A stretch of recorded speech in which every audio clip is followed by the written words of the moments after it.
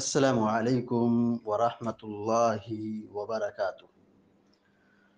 الحمد لله رب العالمين والعاقبة للمتقين، والصلاة والسلام على أشرف الأنبياء والمرسلين نبينا محمد وعلى آله وصحبه أجمعين ومن تبعهم بإحسان إلى يوم الدين. أما بعد،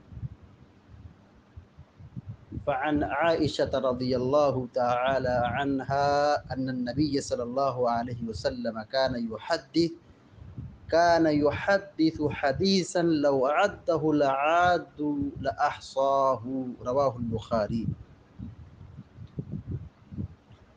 ابھی آپ کے سامنے بخاری شریف کی ایک چھوٹی سی روایت پڑھی گئی ہے۔ ام المؤمنین حضرت عائشہ صدیقہ رضی اللہ تعالی عنہا بیان فرماتی ہیں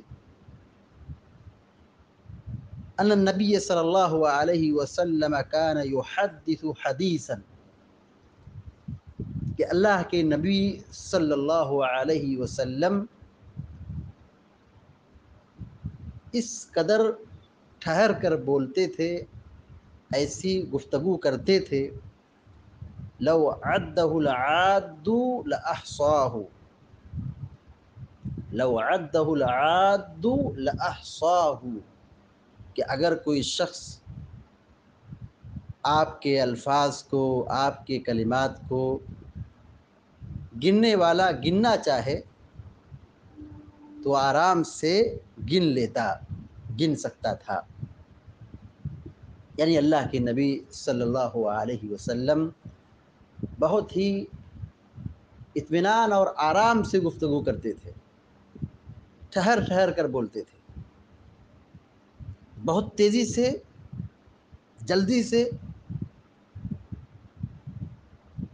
اس طرح گفتگو آپ صلی اللہ علیہ وسلم نہیں کرتے تھے۔ گفتگو کا یہی طریقہ ہے کہ آدمی اعتدال کے ساتھ، اطمینان کے ساتھ، آرام کے ساتھ، نرمی اور شفقت کے ساتھ گفتگو کرے۔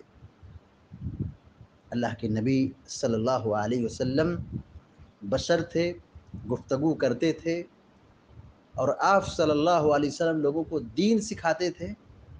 تو دین سکھانے کا یہی کامیاب طریقہ ہے کہ آپ کوئی بات بتاؤ جس سے لوگ اچھی طرح سمجھ سکیں۔ اگر آدمی تیزی سے بیان کر کے گزر جائے، سننے والا جب اس کو صحیح سے سن نہیں سکتا تو سمجھے گا کہاں سے؟ اللہ کے نبی صلی اللہ علیہ وسلم اسی لیے لوگوں کو آرام سے، اطمینان سے، اعتدال سے، ٹھہر ٹھہر کر گفتگو کرتے تھے۔